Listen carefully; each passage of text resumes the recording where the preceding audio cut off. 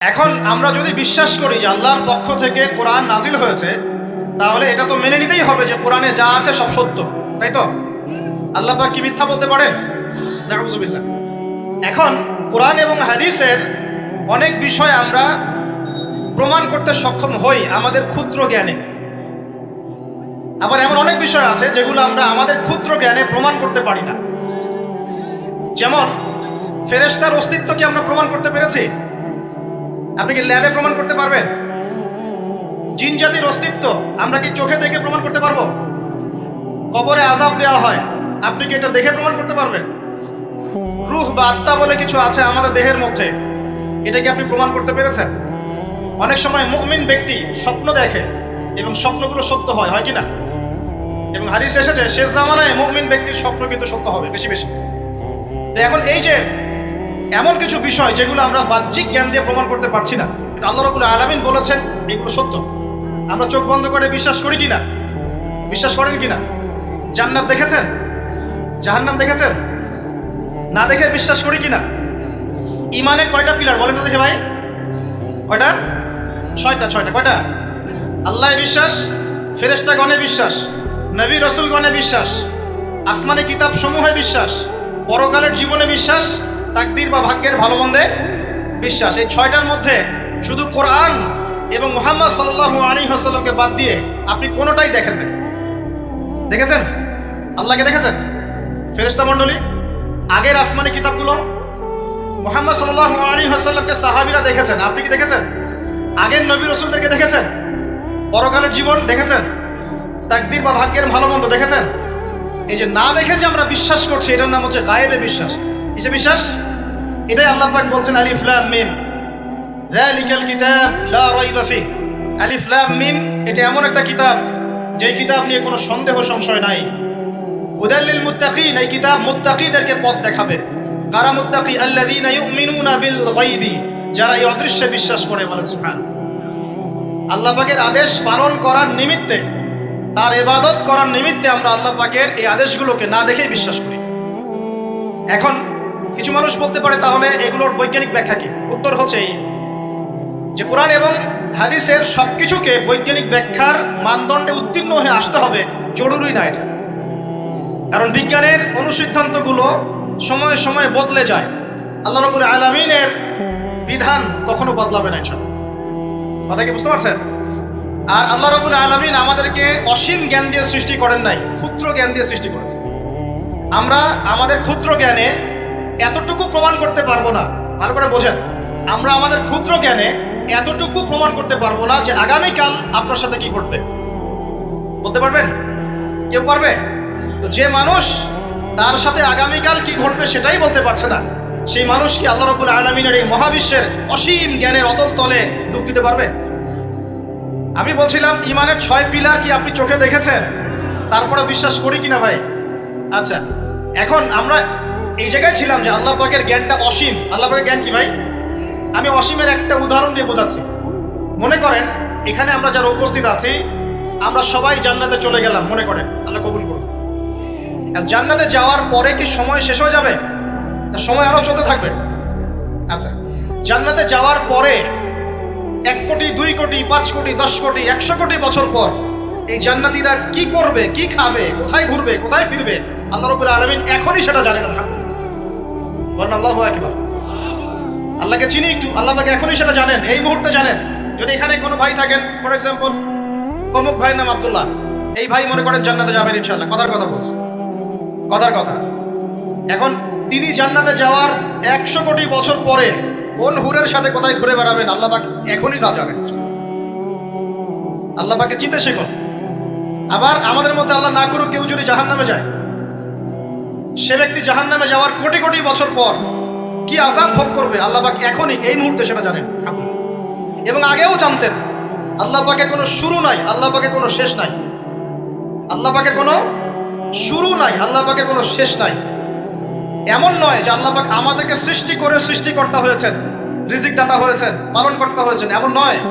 সৃষ্টি করার আগে থেকেই আল্লাহ পাক সৃষ্টিকর্তা, পালনকর্তা, রিজিক দাতা সবকিছুই ছিলেন। বলেন আল্লাহু আকবার। আল্লাহ পাক একজন, তার কোনো শরীক নাই। আল্লাহ রাব্বুল আলামিনের জ্ঞান অসীম, এটার উদাহরণ হাদিসে দেওয়া হয়েছে এভাবে যে মূসা এবং খিদির আলাইহিস সালাম নৌকায় সফর করছেন, একটা পাখি এসে নদী থেকে এক ফোঁটা পানি খেয়ে চলে গেল। তখন খিদির আলাইহিস সালাম বলছেন, হে মূসা, এই পাখিটা নদী থেকে যতটুকু পানি পান করতে পেরেছে, এই পানিটুকু হচ্ছে পুরো পৃথিবীর সমস্ত মাখলুকের জ্ঞান। আর এই পুরো নদীতে যত পানি আছে, এই সাগরে যত পানি আছে, এগুলো হলো আল্লাহ রাব্বুল আলামিনের জ্ঞান। আমি কি বুঝাতে পারছি ভাই? এখন সেই আল্লাহ রাব্বুল আলামিন যখন কোনো বিষয়কে সত্য বলবেন, সেটা সত্য কিনা আল্লাহ পাক এখন বলছেন, আমি জিন আর মানব জাতিকে শুধু আমার ইবাদত করার জন্য সৃষ্টি করেছি। তার মানে জিন সত্য কিনা? আচ্ছা, একটু বলে দেই, মানুষের মধ্যে যেমন ভালো মন্দ আছে, জিন জাতির মধ্যেও কি আছে? ভালো মন্দ আছে। দুষ্ট জিন মানুষের ক্ষতি করার চেষ্টা করে। কি করে ভাই? এবং দিন দিন কিন্তু এর প্রভাবটা বাড়ছে। তো এখান থেকে বাঁচার জন্য কিছু প্রোটেকশন আগে বলে দেই, তারপর সামনে যাই। প্রত্যেক দিন সকালে এবং সন্ধ্যায় 3 বার করে সূরা ইখলাস পড়বেন। কুল হুয়াল্লাহু আহাদ, আল্লাহুস সামাদ, লাম ইয়ালিদ ওয়া লাম ইউলাদ ওয়া লাম ইয়াকুল লাহু কুফুয়ান আহাদ। সকালে সন্ধ্যায় কয়বার? 3 বার। আর 3 বার পড়বেন সূরা ফালাক, কুল আউযু বিরাব্বিল ফালাক, এই সূরা। আর 3 বার পড়বেন সূরা নাস, কুল আউযু বিরাব্বিন নাস, এটা। প্রত্যেক ফরজ নামাজের পর একবার করে পড়বেন আয়াতুল কুরসি। আয়াতুল কুরসি কোন সূরা আছে? কত নম্বর আয়াত? মাশাআল্লাহ, 255। আল্লাহু লা ইলাহা ইল্লা হুয়াল হাইয়ুল কাইয়্যুম, এখান থেকে শেষ করুন। আর কি করবেন? রাতের বেলা ঘুমানোর সময় পড়বেন সূরাতুল বাকারা, এর শেষের 2টা বা 3টা আয়াত। লিল্লাহি মা ফিস সামাওয়াতি ওয়া মা ফিল আরদ, এখান থেকে ফানসুরনা আলাল কওমিল কাফিরিন পর্যন্ত। নবী সাল্লাল্লাহু আলাইহি ওয়াসাল্লাম বলেছেন, রাতের বেলা কেউ যদি সূরা বাকারার শেষের এই 2টা 3টা আয়াত পড়ে ঘুমায়, সারা রাত আপনি যদি ইবাদতে থাকতেন যে নেকি পেতেন, এটা পড়ে ঘুমানোর ফলে সেই নেকি পাবেন ইনশাআল্লাহ। এখন বলেন দেখি, কতজনের সূরা বাকারার শেষের 3টা আয়াত মুখস্থ আছে? মাশাআল্লাহ। এখন বলেন আমাকে, আল কোরআনের আলো ঘরে ঘরে কি জ্বলবে? বলেন। শোনেন, আমার কথা রাগ করেন না। আমরা তো সবাই চাই যে আল্লাহর কোরআন আল্লাহর জমিনে প্রতিষ্ঠা লাভ করুক, চাই কি না? তাহলে সবার আগে নিজের মধ্যে কোরআন কায়েম করতে হবে। কোথায়? আগে নিজের উপর কোরআন কায়েম করুন, নিজের উপর সুন্নাহ কায়েম করুন, নিজের উপর দিন কায়েম করুন। ইনশাআল্লাহ দিন ঘরে ঘরে পৌঁছে যাবে। প্রত্যেক ঘরের মানুষ এই নিয়াত করতে পারি কি ইনশাআল্লাহ যে আমরা সবাই কোরআন পড়া শিখবো ইনশাআল্লাহ? কোরআনের বাছাই করা কিছু আয়াত অন্তত মুখস্থ করবো ইনশাআল্লাহ। পুরা কোরআন তোমাদেরকে মুখস্থ করতে বলছি না, হয়তো অনেকে পারবে না, যারা পেরেছে তারা সৌভাগ্যবান, আলহামদুলিল্লাহ। কমপক্ষে সূরা বাকারার শেষের 3টা আয়াত পারবো না ভাই? আয়াতুল কুরসি পারবো না? সূরা ফালাক, সূরা নাস, সূরা ইখলাস, সূরা কাফিরুন, সূরা হাশরের শেষের 3টা আয়াত, সূরা কাহফ এর প্রথম 10 শেষ 10 আয়াত, সূরা কাহফ প্রথম 10 শেষ 10 আয়াত, সূরা সাফফাত এর প্রথম 10 আয়াত, সূরা আর রহমান, সূরা ইয়াসিন, সূরা মুলক। এই যে কমন জিনিসগুলো, এগুলো মুখস্থ করতে পারবো না ভাই ইনশাআল্লাহ? আল্লাহ পাক সবাইকে তৌফিক দান করুন, বলি আমিন। আর এখন যারা বিয়ে শাদী করেন নাই, নিয়াত করেন যে আপনাদের ঘরে যে সন্তান আসবে, আচ্ছা সন্তানের আগে বউয়ে আসি নাকি? আচ্ছা, যারা বিয়ে শাদী করেন নাই নিয়াত করেন, দিনদার, মুত্তাকি, পরহেজগার, কোরআনওয়ালা মেয়ে ছাড়া বিয়ে করার দরকার নেই। বাস বাস বাস বাস বাস। শোনেন, এর মানে এই নয় যে খালি মাদ্রাসার মেয়েদেরকে বিয়ে করবেন, বরং এমন অনেক দিনী বোন আছেন আমাদের স্কুল কলেজ ইউনিভার্সিটিতে পড়েন, তারা অনেক বেশি দিন চর্চা করেন। মাশাআল্লাহ। আমি বলেছি কোরআনওয়ালা দিনদার পর্দাশীল নারী বিয়ে করবেন। এবং দ্বিতীয় নিয়াত করেন, যে সন্তানই হবে কমপক্ষে একটা সন্তানকে হাফেজে কোরআন বানাবেন ইনশাআল্লাহ, একটা সন্তানকে আলেম বানাবেন ইনশাআল্লাহ। আপনার মেয়ে হলে সেই মেয়েকে আয়েশা রাদিয়াল্লাহু আনহার মতো বানান ইনশাআল্লাহ। আপনার ছেলে হলে আপনার ছেলেকে আবু বকর, ওমর, ওসমান, আলী রাদিয়াল্লাহু আনহুম আজমাইন তাদের আদর্শে করে তোলেন ইনশাআল্লাহ। পারা যাবে না ভাই? যখন ঘরে ঘরে কোরআনওয়ালা মানুষ তৈরি হবে না, আল্লাহর জমিনে আল্লাহর দিন এমনি প্রতিষ্ঠা হয়ে যাবে ইনশাআল্লাহ। বাতিল কোন দিক পালিয়ে যাবে? ঠিক নাই? সবকিছু শেষ আছে না বলেন তো? সব কিছু শেষ আছে। নমরুদ আছে না নাই? দুনিয়াতে আছে। মানুষ তার নামও স্মরণ করে। যখন সে দুনিয়া ছিল মনে হচ্ছিল দুনিয়াটাই তার, তখন মনে হচ্ছিল কি দুনিয়াটাই নমরুদের। ফেরাউন দুনিয়া আছে না নাই? আছে। তার নামও কি মানুষ স্মরণ করে? যখন ফেরাউনের রাজত্ব ছিল, যুগ ছিল, তখন মনে হতো যে পুরো দুনিয়াটাইও। কথা বুঝতে পারছেন না? এরকম প্রত্যেক যুগে যুগে আজ জাতির নাম শুনেছেন? আজ জাতি এই তাল গাছের সমান লম্বা চওড়া ছিল এক একজন, বিশ্বাস করছেন না? তাল গাছের সমান লম্বা চওড়া ছিল এবং পাহাড় কেটে কেটে তারা বাড়িঘর নির্মাণ করত। তাদের কাছে আল্লাহ পাক নবী হিসেবে পাঠিয়েছিলেন হুদ আলাইহিস সালামকে। কোন নবী? সূরা হুদ পড়ে দেখবেন। আপনি যদি কবিতা, সাহিত্য, ছন্দ এগুলো পছন্দ করেন তাহলে সূরা হুদ আপনার জন্য। সুবহানাল্লাহ।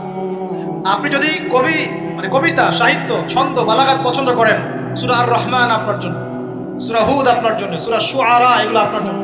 এত চমৎকার কাব্যিক বিন্যাস আছে, মানে কবিতার ছন্দে ছন্দে উপন্যাস ব্যাখ্যা করা হয়েছে। সুবহানাল্লাহ। মানুষ তো কোরআনকে মূল্যায়ন করে না।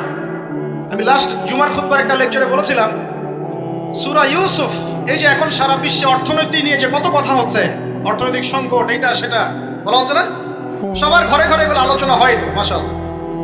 আপনি বিশ্বাস করেন সূরা ইউসুফের মাত্র 4টা আয়াতের মধ্যে আল্লাহ পাক এই পুরো বিশ্বের অর্থনৈতিক সমস্যার সমাধান দিয়ে দিয়েছেন।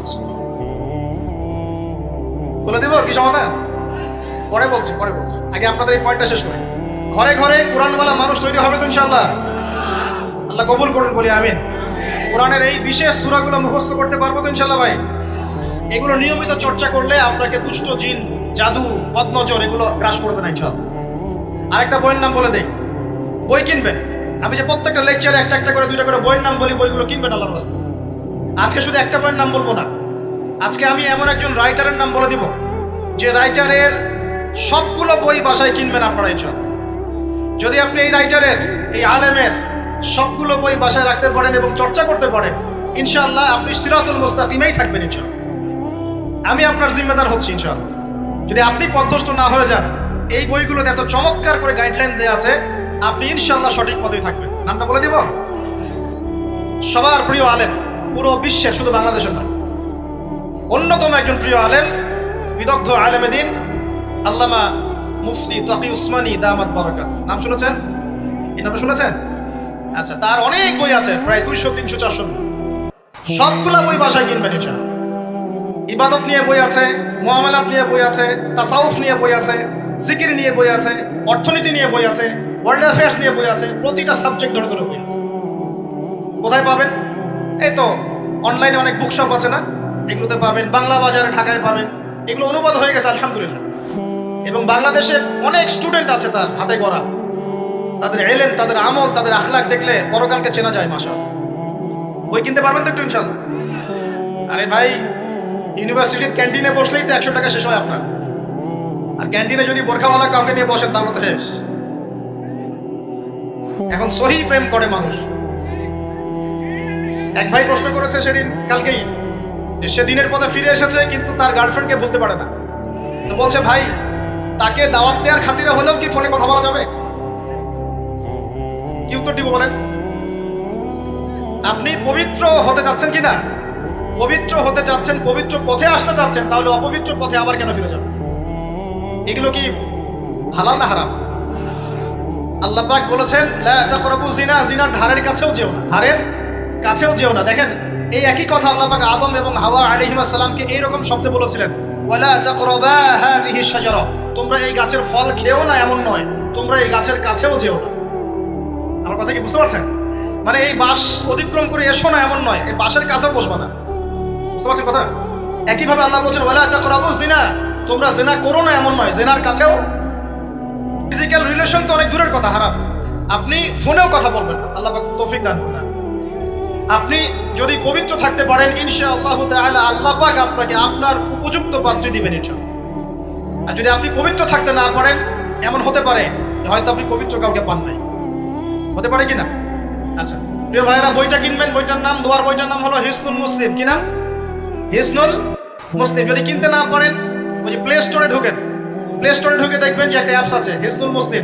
এখানে যতগুলো দোয়া আছে সবগুলো দোয়া আগামী 1 বছরের মধ্যে মুখস্থ করবেন। রাজি আছেন কিনা? আর এখানে সকাল সন্ধ্যায় পড়ার জন্য কিছু দোয়া আছে, সকাল সন্ধ্যায় পড়ার। এই দোয়াগুলো আল্লাহর ওয়াস্তে মুখস্থ করবেন, পারবেন ইনশাআল্লাহ। আল্লাহ তৌফিক দান করুন। আমি আর একটা আমল বলে দিব, তারপর সামনে যাব। সেটা হলো 5 ওয়াক্ত নামাজ তো পড়েন মাশাআল্লাহ, নাকি? কারা কারা নামাজ 5 ওয়াক্ত পড়েন হাত তোলেন দেখি। আলহামদুলিল্লাহ, মাশাআল্লাহ, হাত নামান। আর যারা নামাজ পড়েন না তাদেরকে আমি একটা হাদিস শোনাবো, একটা হাদিস শুনবেন। নবী সাল্লাল্লাহু আলাইহি ওয়াসাল্লাম বলেছেন, ক্বালা নবী সাল্লাল্লাহু আলাইহি ওয়াসাল্লাম, বাইনাল আবদি ও বাইনাল কুফরি ওয়াশ শিরক তারকুস সালাহ। আল্লাহ পাকের বান্দা আর একজন কাফের মুশরিকের মধ্যে পার্থক্যই হচ্ছে নামাজ। আল্লাহ পাকের বান্দা মানে মুমিন মুসলিম এবং একজন কাফের মুশরিকের মধ্যে পার্থক্য কি? মান তারাকা সালাতান মুতাআম্মিদান ফাকাদ বারিয়াত মিন যিম্মাতিল্লাহ। কেউ যদি ইচ্ছাকৃতভাবে তার উপর ফরজ নামাজকে ছেড়ে দেয়, সে যেন আল্লাহ পাকের জিম্মেদারি থেকে মুক্ত হয়ে গেল। অন্য হাদিসে আছে মান তারাকা সালাতান মুতাআম্মিদান ফাকাদ কাফার। কেউ যদি ইচ্ছা করে নামাজ ছেড়ে দেয়, সে ব্যক্তি কুফরি করবে। বলি নাউজুবিল্লাহ। আমরা কি কুফরি করতে চাই নাকি ভাই? নামাজের কথা বলেছি, 5 ওয়াক্ত নামাজ কারা কারা পড়েন না হাত তুলেন এবার। আচ্ছা, লজ্জার কিছু নাই। এখন আমার সাথে তওবা করেন, আমার সাথে তওবা করেন, বলেন আস্তাগফিরুল্লাহ আল্লাযী লা ইলাহা ইল্লা হুয়াল হাইয়ুল কাইয়্যুম ওয়া আতুবু ইলাইহি। আল্লাহর কাছে সাক্ষী রেখে বলেন, আল্লাহ আমি জীবনে যত রাকাত নামাজ ছেড়ে দিয়েছি এর জন্য আমাকে মাফ করে দাও। ইনশাআল্লাহ আগামী জীবনে আমি বিনা ওজরে 1 ওয়াক্ত নামাজও বাদ দিব না ইনশাআল্লাহ। রাজি আছেন ইনশাআল্লাহ? বাস এই একটা নসিহত যদি আজকে আপনারা আমল করতে পারেন, ইনশাআল্লাহ আজকের মাহফিল সফল। বলা যাবে? আর বই কিনতে বললাম 1 নাম্বার কোন বই বলেন? ইসনুল। আর কোন আলেমের নাম বলেছে? আল্লামা, জোরে বলেন। তার অনেকগুলো বই আছে, কেনার চেষ্টা করবেন তো ইনশাআল্লাহ। আল্লাহ পাক তৌফিক এনায়েত করুন বলি আমিন। তাহলে আমরা সূরা জারিয়াতের 56 নম্বর আয়াতে কি শিখেছি ভাই? আল্লাহ রাব্বুল আলামিন আমাদেরকে সৃষ্টি করেছেন কেন? তার ইবাদত করার জন্য আছে। এখন আমাকে বলেন যে আল্লাহ পাকের ইবাদত করার জন্য আল্লাহ পাক এই দুনিয়াতে আমাদেরকে কত বছর সময় দিয়েছেন? বলেন দেখি। সর্বোচ্চ কত হবে? সর্বোচ্চ 60, 70, 100 হতে পারে। এই তো। আমরা কি চিরস্থায়ী থাকবো এখানে না চলে যাব? আচ্ছা, দুনিয়ার জীবনটা তাহলে কি? আল্লাহ পাক বলছেন আল্লাযী খালাকাল মাউতা ওয়াল হায়াতা লিয়াবলুয়াকুম আইয়ুকুম আহসানু আমালা। আল্লাহ পাক জীবন মৃত্যু সৃষ্টি করেছেন কেন? আল্লাহ পাক পরীক্ষা করার জন্য যে এই দুনিয়ার জীবনে আমলে কে শ্রেষ্ঠ, আমলে কে শ্রেষ্ঠ। দুনিয়ার জীবনে আসার উদ্দেশ্য পেয়েছি আল্লাহর ইবাদত করা, এখন পেলাম আল্লাহ জীবন মৃত্যু কেন সৃষ্টি করেছেন? আমলে পরীক্ষা করার জন্য যে কে শ্রেষ্ঠ হচ্ছে। আমাদের উদ্দেশ্য কি? আমাদের উদ্দেশ্য হচ্ছে পুলসিরাত পার হয়ে জান্নাতে যাওয়া। উদ্দেশ্য কি? পুলসিরাত পার হয়ে জান্নাতে যাওয়া। সূরা আলে ইমরানের 185 নম্বর আয়াতে আল্লাহ পাক বলেছেন কুল্লু নাফসিন যায়িকাতুল মাউত। প্রত্যেকটা নফস মৃত্যু স্বাদ গ্রহণ করবে, এরপর কিয়ামতের মাঠে তাদের আজর তাদেরকে পূর্ণ মাত্রায় বুঝিয়ে দেওয়া হবে। আল্লাহ পাক বলেন ফামান যুহজিহা আনিন নারি ওয়া উদখিলাল জান্নাতা ফাকাদ ফাজ। ওই দিন যে ব্যক্তিকে জাহান্নাম থেকে বাঁচানো হবে এবং জান্নাতে প্রবেশ করানো হবে, সেই ব্যক্তি হচ্ছে সফল। কথা ঠিক কি না? তাহলে উদ্দেশ্য পেলাম তো, আমাদের গন্তব্য পেলাম তো। আমাদের গন্তব্য কি তাহলে? জান্নাত। এখন এই দুনিয়ার জীবনে আমরা সর্বোচ্চ হয়তো 100 বছর বাঁচবো, আল্লাহ ভালো জানেন, তাই তো? এই দুনিয়ার জীবনের এই হায়াতের সবচেয়ে ইম্পর্টেন্ট টাইমটা কোনটা বলেন? সবচেয়ে ইম্পর্টেন্ট টাইম কোনটা? যৌবন কি না? যৌবন কাকে বলে? যৌবন কাকে বলে? কত বছর থেকে কত বছর পর্যন্ত? 20 থেকে 40 বা 15 থেকে 40 বা 20 থেকে 50, এই তো। আচ্ছা, এই বয়সের মধ্যে কারা কারা আছেন হাত তুলুন। মাশাআল্লাহ, সবাই তো দেখি এই বয়সে হাত নামান। এখন এই বয়স সম্পর্কে আগে 2টা হাদিস শোনেন, আমার দিকে তাকান, তারপরে আমি বলছি অবস্থা কি, করণীয় কি। আমি বলেছি যুবকদেরকে কিছু নসিহত করবো আজকে, নিয়াত করেছি, ঠিক আছে ভাই? আচ্ছা, যুবকদের সম্পর্কে প্রথম হাদিস, রাসূল সাল্লাল্লাহু আলাইহি ওয়াসাল্লাম বলেছেন কিয়ামতের মাঠে মানুষ যখন উঠবে, আমরা উঠবো কি না? আচ্ছা, নাকি উঠবো না? যারা আগুনে পুড়ে গেছে তারা উঠবে কিনা? যারা পানিতে ডুবে গেছে, যাদের লাশও খুঁজে পাওয়া যায় নাই, উঠবে কিনা? উঠবে। আচ্ছা, যখন মানুষ উঠবে তখন তাকে 5টা প্রশ্ন করা হবে। কয়টা ভাই? এই 5টা প্রশ্নের আগে সে তার পা সামনেও ফেলতে পারবে না, পিছনেও ফেলতে পারবে না। আমরা কি একটু চিন্তা করতে পারছি কত ভয়ঙ্কর হবে বিষয়টা? এই সামান্য গরমে আমাদের অবস্থা খারাপ, সূর্য সেদিন সামনে নিচে, আর মানুষ উঠে দাঁড়িয়ে আছে, তাদেরকে 5টা প্রশ্ন করা হবে। যতক্ষণ পর্যন্ত প্রশ্নের উত্তর দিতে পারছে না, সামনেও যেতে পারবে না, পিছনেও আসতে পারবে না, পা নড়াতে পারবে না। 1, তোমার পুরো জীবনটা তুমি কোন কাজে ব্যয় করেছো? উত্তর কি রেডি আছে আমাদের কাছে? আমরা কি বলতে পারবো হে আল্লাহ আমরা আমাদের পুরো জীবন তোমার ইবাদত করে কাটিয়েছি? 2, তোমার যৌবন স্পেশালি তুমি কোন কাজে ব্যয় করেছো? তোমার যৌবন তুমি স্পেশালি কোন কাজে ব্যয় করেছো? যুবকরা কি উত্তর দেওয়ার জন্য প্রস্তুত আছে যে আমাদের যৌবন আমরা আল্লাহর পথে কাটিয়েছি? সবাই কি বলতে পারবো? 3 নাম্বার, তোমার রিজিকের উৎস কি ছিল? কোন পথে সম্পদ অর্জন করেছো? 4 নাম্বার, কোন পথে সম্পদ ব্যয় করেছো? কোন কোন খাতে সম্পদ ব্যয় করেছো? আমরা কি আমাদের আয় এবং ব্যয়ের হিসাব দেওয়ার জন্য প্রস্তুত? 5, তোমাকে আমি যে জ্ঞান দিয়েছিলাম সেই জ্ঞান অনুযায়ী আমল করেছো কিনা? আল্লাহ পাক আমাকে আপনাদের সবাইকে তৌফিক দান করে দেন, জানা অনুযায়ী আমল করার তৌফিক দান করে দেন। এই 5টা প্রশ্নের মধ্যে যৌবনকাল ইম্পর্টেন্ট কিনা ভাই? গুরুত্বপূর্ণ কিনা? মাথায় রাখি। সামনে একটা হাদিস শুনুন। রাসূল সাল্লাল্লাহু আলাইহি ওয়াসাল্লাম বলছেন যে এই কিয়ামতের মাঠেই 7 শ্রেণীর মানুষকে আল্লাহ পাক বিশেষ মেহমানদারির ব্যবস্থা করবেন, আরশের ছায়ায় ছায়া দিবেন ইনশাআল্লাহ। কোথায় ছায়া দিবেন? ওই দিন এই ছায়া ছাড়া অন্য কোনো ছায়া থাকবে না। নবী সাল্লাল্লাহু আলাইহি ওয়াসাল্লাম বলছেন তার মধ্যে প্রথম শ্রেণী হচ্ছে ইমামুন আদিল, ন্যায়পরায়ণ শাসক। ন্যায়পরায়ণ, আচ্ছা, ন্যায়পরায়ণ শাসকের একটা এক্সাম্পল দেই। মক্কার জাহেলি যুগে সাহাবীরা ঈমান নিয়ে এসেছেন, বাস তাদের উপর নির্মম নির্যাতন শুরু হয়ে গেছে, আবু জাহেল, আবু লাহাব, উতবা, শায়বা। তখন সাহাবীরা আল্লাহ রাসূলের কাছে এসে বলছেন, ইয়া রাসূলুল্লাহ, আপনি একটু বদদোয়া করেন, তাদের উপর বদদোয়া করেন, আমরা তো আর পারছি না। নবী সাল্লাল্লাহু আলাইহি ওয়াসাল্লাম বললেন, তোমরা মক্কা থেকে হিজরত করে হাবাসায় চলে যাও। কোথায়? হাবাসা। হাবাসা মানে হচ্ছে আবিসিনিয়া। আবিসিনিয়া মানে এখনকার ইথিওপিয়া, ইরিত্রিয়া। নাম শুনেছেন কি? বিশেষ কোচিং তো করছেন অনেকে। আফ্রিকা মহাদেশের একটা ছোট্ট দেশ ইরিত্রিয়া, ওখানে চলে যাও। তখন বলেছিলেন তিনি হাবাসায় চলে যাও। সাহাবীরা জিজ্ঞাসা করছেন হাবাসায় কেন?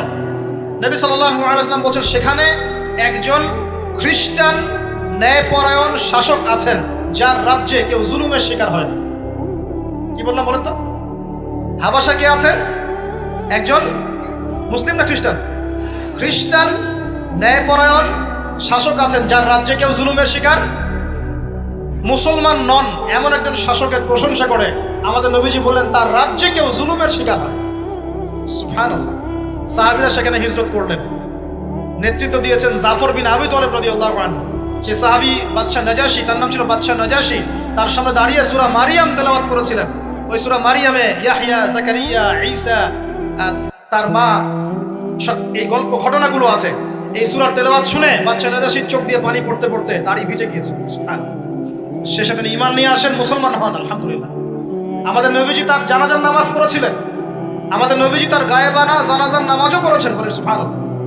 এখানে একটা পয়েন্ট খালি বলতে চাই, একজন অমুসলিম শাসক সম্পর্কে আমাদের নবীজি মন্তব্য করেছিলেন তার রাজ্যে কেউ জুলুমের শিকার হয় না। আর আজকের দিনে সারা বিশ্বের কোনো কোনো ক্ষেত্রে মুসলিম শাসকদের ব্যাপারেও এই কথা বলা যায় না যে তার রাজ্যে কেউ জুলুমের শিকার হয়। আল্লাহ পাক বলছেন আরশের ছায়া আমি ছায়া দিব 7 শ্রেণীর মানুষকে। কয় শ্রেণী? তার মধ্যে প্রথম শ্রেণী হচ্ছে ইমামুন আদিল, ন্যায়পরায়ণ শাসক। আল্লাহ পাক আমাদের সমস্ত শাসকদেরকে ন্যায়পরায়ণ হওয়ার তৌফিক দান।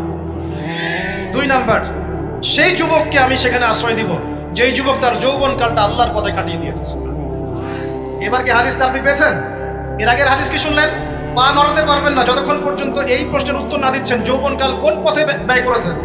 এখন যদি আল্লাহর পথে ব্যয় করেন তাহলে আরশের ছায়া ছায়া পাচ্ছেন, আলহামদুলিল্লাহ। বাকিগুলো কারা কারা একটু বলে দেই। 3 নাম্বার হচ্ছে সেই ব্যক্তি যে একজন আরেকজনকে মহব্বত করে, এক ব্যক্তি আরেক ব্যক্তিকে মহব্বত করে শুধুমাত্র আল্লাহর সন্তুষ্টির জন্য। কথা কি বুঝতে পারছেন? এই মহব্বত আবার এই ছেলে মেয়ের ফ্রি মিক্সিং না। কথা বুঝতে পারেনি? দিনের খাতিরে মহব্বত, আল্লাহর জন্য মহব্বত, আল্লাহর জন্য। 4 নাম্বার এমন ব্যক্তি যে এত গোপনে দান করে যে তার বাম হাত জানে না ডান হাত কি দান করেছে। আমরা তো এখন 1 টাকা দান করলে 100 টাকা ফুটাই। ফেসবুক আছে, মারাত্মক একটা জিনিস ফেসবুক, মানে এটা মানুষকে আর মানুষ রাখে না। যে ব্যক্তি ফেসবুকে আসক্ত তার সাথে কথাবার্তা বলা, লেনদেন, চলাফেরা খুব ডিফিকাল্ট। মানে কি বোঝেন আগে কথাটা? কেন ডিফিকাল্ট? কারণ সে এত বেশি আসক্ত এখানে যে পান থেকে চুন খসলে সে আপনাকে পাবলিকলি ধুয়ে রেখে দিবে। কিছু হইলে আপনাকে ফেসবুকে টেনে নিয়ে আসবে, ফেসবুকে সবাইকে বলবে উনি আমার সাথে এই কাজ করছেন। আপনি বলারও টাইম পাবেন না যে আপনি নির্দোষ। খুব মুশকিল না এগুলা। আল্লাহ মাফ করুক আমাদেরকে। এমন ভাবে দান করে যে বাম হাত জানে না ডান হাত কি দান করছে। 5 নাম্বার এমন ব্যক্তি যে এটা যুবক, এটাও যুবক, যাকে কোনো সুন্দরী নারী আহ্বান করছে জিনার জন্য, সুন্দরী উচ্চ বংশের নারী, যে আসো আমার সাথে জিনা করো। ওই ইউসুফ আলাইহিস সালামের মতো, মনে আছে? ইউসুফ আলাইহিস সালামের ঘটনা মনে আছে? আচ্ছা, কিন্তু সেই যুবক বলে, সেই ব্যক্তি বলে, এমনি আখাফুল্লাহ, আমি আল্লাহকে ভয় করি, আমি তোমার সাথে খারাপ কাজ করতে পারবো। এরকম ছেলে এবং এরকম মেয়ে এখন সমাজে খুঁজে পাওয়া যায়? হাতে গোনা, হাতে গোনা। আপনি অনলাইন ঘাটাঘাটি করেন, গুগল করেন, ক্রস চেক করেন, দেখবেন বাংলাদেশের 25 বছরের কম বয়সী ছেলে আর মেয়েদের জেনার হার কত আপনি বের করে দেন। 25 বছরের কম যে যুব সমাজ আমাদের সামনে আছে, তাদের মধ্যে কত পার্সেন্ট যুবক এখন পর্যন্ত ফিজিক্যাল সম্পর্ক করেনি কারোর সাথে, আপনি খুঁজে বের করতে হবে। শুধু ছেলেদের ক্ষেত্রে এটা নয়, মেয়েদের ক্ষেত্রেও আছে। এই যে অনার্স লাইফ পার করার আগেই বহু মেয়ে সতীত্ব নষ্ট করে ফেলছে, বহু ছেলে সতীত্ব নষ্ট করে ফেলছে। কথাগুলো কি রাগ করছেন? আমি আপনাদের ভাই এবং আমি আপনাদেরকে মহব্বত করি। আমরা জেনার পথে যাব না, আমরা হালাল সম্পর্কে থাকবো ইনশাআল্লাহ। যখন আপনি জেনায় চলে যাবেন, আপনার কলব থেকে আল্লাহ নূর নষ্ট হয়ে যাবে। এটা এমন একটা পাপ যেটা করার পর মানুষ আল্লাহর সামনে মাথা তুলে দাঁড়াতে পারে না, লজ্জায় চোখ নেমে যায়, ইবাদতে স্বাদ পায় না। যখন হারাম সম্পর্কে, ফ্রি মিক্সিং, এগুলোতে মানুষ থাকে, ইবাদতে মানুষ স্বাদ পায় না। দিনের পর দিন ইবাদত করে, মনোযোগ আসে না, মন লাগে না, চোখ দিয়ে একটু পানি বের হয় না, আল্লাহর জন্য কাঁদতে পারে না, কারণ মনের মধ্যে তো নূর নাই। আর যখন একটা মেয়ে বেপরদায় থাকে, অনেক ইবাদত করলেও তার এই বেপরদায় থাকার কারণে সমাজের বহু মানুষের চোখের জেনা হয়ে যায়। এতে করে ওই সব মানুষের পাপের ফল এই মেয়েটাকে ভোগ করতে হয় এবং মানুষের চোখের বদনজর লাগে, ওই মেয়ে অসুস্থ হয়ে পড়ে মানসিকভাবে, শারীরিকভাবে। আমি আমাদের যুবক ভাই এবং যুবক বোনদেরকে রিকোয়েস্ট করব, আল্লাহর ওয়াস্তে চরিত্রটাকে পবিত্র রাখার চেষ্টা করুন। আল্লাহ পাক তৌফিক দান করবেন। এই যুবককে আল্লাহ পাক আরশের ছায়া দিবেন যে একটা মেয়েকে পেয়েও আল্লাহর ভয় তাকে ভোগ করে না। আল্লাহ পাক এরকম যুবক ঘরে ঘরে তৈরি করুন না। তাহলে কি করবেন ভাই? হালাল উপার্জনের ব্যবস্থা করবেন, ব্যাস সরাসরি বিয়ে করে ফেলবেন।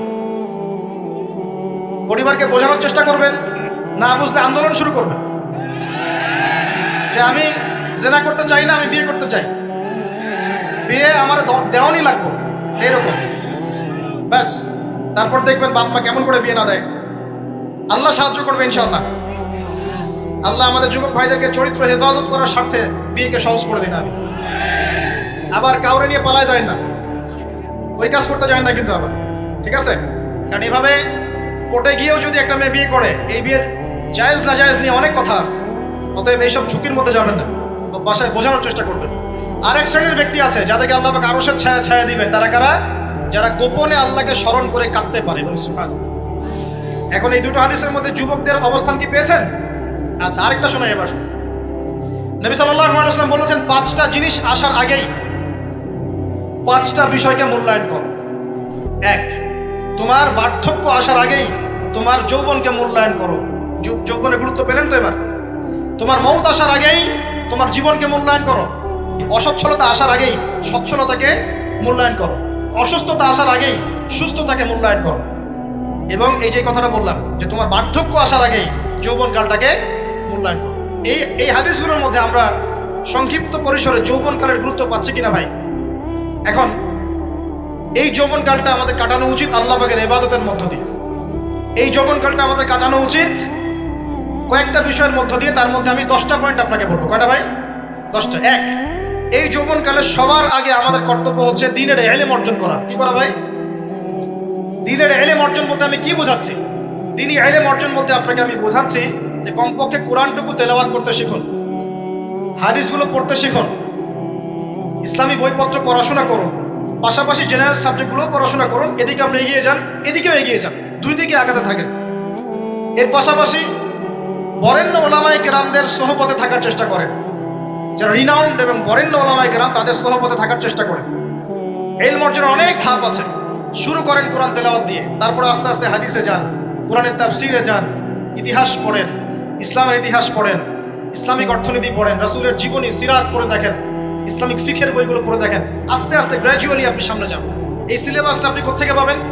এই সিলেবাসটা দেখবেন প্রত্যেক জেলায় জেলায় বরেণ্য কওমি ওলামায়ে কেরাম আছেন না, তাদের সাথে পরামর্শ করবেন, আপনাকে সুন্দর সিলেবাস করে দিবে ইনশাআল্লাহ। এইভাবে আপনি পড়াশোনা করবেন এবং ওস্তাদের সাথে থেকে পড়াশোনা করবেন। একা একা সব কিছু করা যায়? একা একা সব কিছু করা যায় না। একটা সিলসিলা লাগে, একটা ওস্তাদের সোহবত লাগে, নাকি? একা একা কি কোরআন সুন্নাহ সব বুঝে ফেলতে পারবেন আপনি? তাই মনে হয়? কখনোই না। অতএব বরেণ্য আলেমদের সোহবত লাগবে, আবার আপনার চেষ্টাও লাগবে। আল্লাহ পাক তৌফিক দান করুন। এই যৌবনকালের প্রথম কাজ কি ভাই? ইলম অর্জন করা। 2 নম্বর, এই যৌবনকালে আমরা যে পরিমাণ ফিজিক্যালি ফিট থাকি, শরীরে শক্তি থাকে, উদ্যম থাকে, আমাদের বয়সটা 40-50 হয়ে গেলে সেটা থাকবে না, থাকবে। অতএব এই যৌবনকালে বেশি বেশি ইবাদত করতে থাকেন, আল্লাহ পাক তৌফিক দান। এই যৌবনকালে 5 ওয়াক্ত নামাজ তো পড়বেনই, এর পাশাপাশি নফল নামাজগুলো পড়ার চেষ্টা করবেন। এর পাশাপাশি আপনি চেষ্টা করবেন তাহাজ্জুদের ওয়াক্তে একটু নামাজ পড়ার জন্য, কমপক্ষে 2 রাকাত, কমপক্ষে 2 রাকাত, অ্যাটলিস্ট 2 রাকাত নামাজ তাহাজ্জুদের সময় পড়ার চেষ্টা করি। আল্লাহ আমাকে তৌফিক দেখ, আপনাদের সবাইকে তৌফিক দান। ওই সময় আপনি যে দোয়াই করবেন আল্লাহর কাছে কবুল হবে ইনশাআল্লাহ। যে দোয়াই করবেন আল্লাহ কবুল করবেন ইনশাআল্লাহ, যদি আপনার রিজিকটা কি হয়, হালাল হয়। হারাম রিজিক দিয়ে ইবাদত কবুল হয়? হারাম রিজিকের দোয়া কবুল হয়? কবুল হয় না। 3 নাম্বার, এই যৌবনকালে আমরা রাসূলের সুন্নতের উপর বেশি আমল করবো ইনশাআল্লাহ। করা যাবে ইনশাআল্লাহ? তাহলে নিয়াত করতে পারি যে ইনশাআল্লাহ চেহারাগুলো পরিবর্তন হবে। চেহারা পরিবর্তন মানে কি? হ্যাঁ, রাখা যাবে না? এখনো গজায় নাই। প্রত্যেক সপ্তাহে আপনাকে নবীর সুন্নতের উপর এরকম করে কুরবানি এবং জবাই করতে কে বলেছে? নবী সাল্লাল্লাহু আলাইহি ওয়াসাল্লামের সুন্নতকে জবাই করাটা কি ভালো কাজ? হ্যাঁ বলেন তো। আমরা তো এমন অনেক নাপিত ভাইদেরকে চিনি যারা এই ধরনের বক্তব্যগুলো শুনে আলহামদুলিল্লাহ জীবন পরিবর্তন করেছেন। তার দোকানে লিখে দিয়েছেন এখানে চুল কাটা হয়, দাড়ি শেভ করা হয় না। খুশি হন নাই? মুসলিমদের কথা বলছি, অমুসলিমদেরকে নিয়ে আমাদের চিন্তা নাই তো? চিন্তা আছে? একটা কথা মনে রাখবেন, একটু কথাটা মনের কান দিয়ে শোনেন। দাড়ি হচ্ছে একমাত্র ভিজিবল সুন্নত। দাড়ি হচ্ছে একমাত্র ভিজিবল সুন্নত। ভিজিবল মানে কি? যা দেখা যায়। দাড়ি একমাত্র ভিজিবল সুন্নত, দৃশ্যমান সুন্নত, যেটা নিয়ে আপনি আমি কবরে যাবো ইনশাআল্লাহ। আর কোনো সাইন থেকে বোঝার বুদ্ধি নাই এই ব্যক্তি কত বড় মুসলিম, কত বড় সুন্নতের পাবন ছিল। খালি কপালের সেজদার দাগ আর চেহারার দাড়ি বাকি থাকবে। কথা বুঝতে পারছেন ভাই? নিয়াত করা যায় একটু দাড়ি ছেড়ে দিব, নাকি দাড়ি রাখলে চাকরি পাবেন না? দাড়ি রাখলে মেয়ে দিবে না নাকি?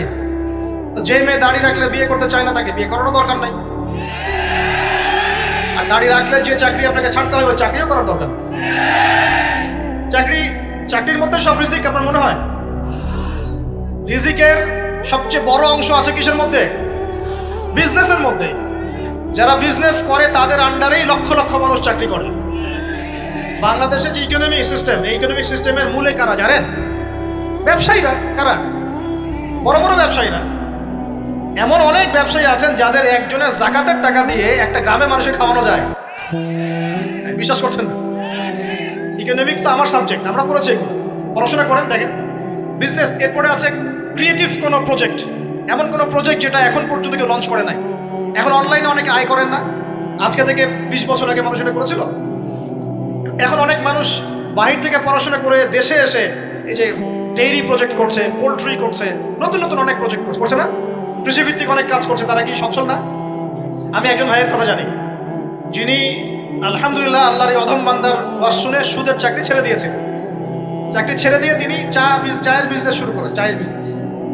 তো ইদানিং জানলাম তিনি এখন মানুষকে টাকা ধার দেন। মাশাআল্লাহ, তিনি এখন মানুষকে টাকা ধার দেন চায়ের ব্যবসা করেই।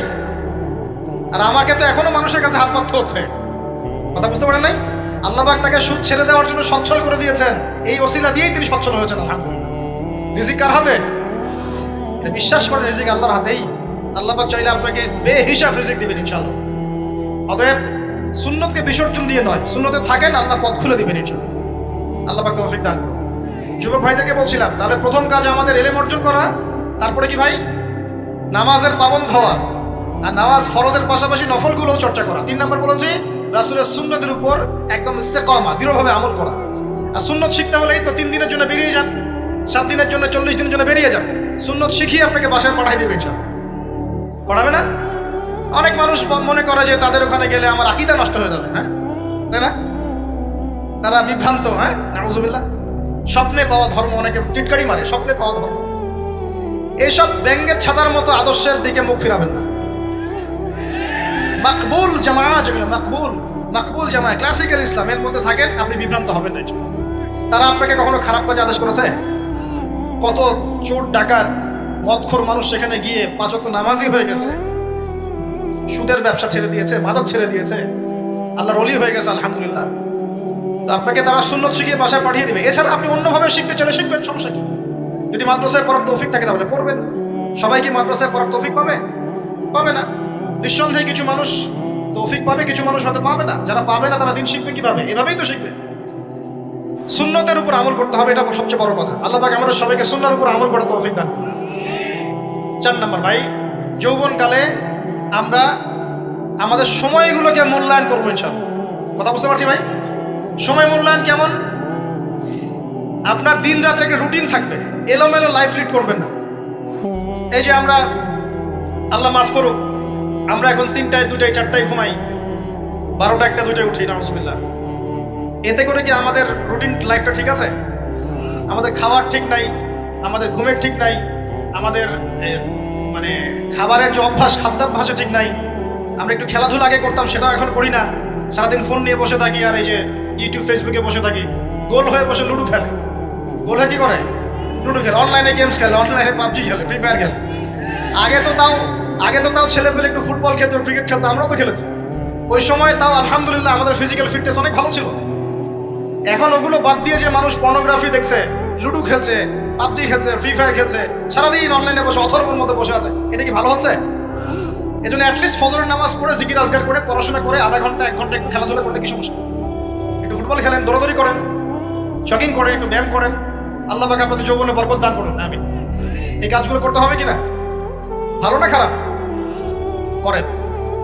আর নিয়মতান্ত্রিক লাইফ লিড করবো আমরা, নিয়মতান্ত্রিক।